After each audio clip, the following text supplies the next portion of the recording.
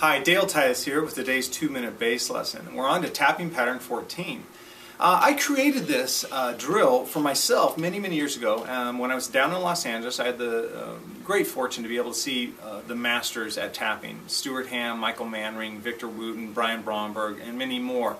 And these guys would come in, and in many of them, all four of those that I mentioned, I would see do this hand-over-hand idea where they would tap, usually on a single string, and then move a hand, and move a hand, and move a hand, and it would just be flow. It would just like someone takes a piano and just runs the finger up and then the finger down the white keys. And it was brilliant. And I had a lot of trouble with it. So I created this very simple exercise to kind of get my hand-over-hand technique developed and get some confidence in it. So let's break it down very slowly and see if it'll work for you guys. So you start by a 9th fret E on the G string, pulled off to an open G. Then you do a 2nd fret A, 4th fret B, and a 5th fret C. So the first 5 notes are. Now at this point, I move my right hand to the 7th fret and then play a 9th fret.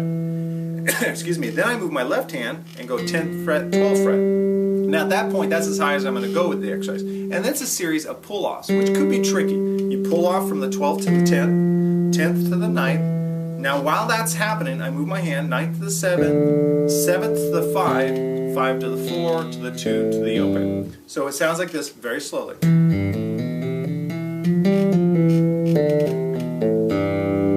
And that'll get you used to the idea of hand-over-hand tapping.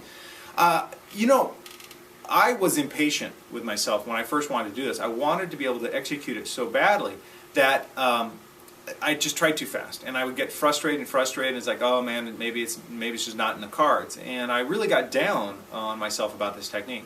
And then I kind of got reminded by a fellow teacher at MI while I was teaching there to just break it down to its core elements. Don't try to move too fast. So on my own exercise, which I was struggling with, I would then just get like the first 2 hands going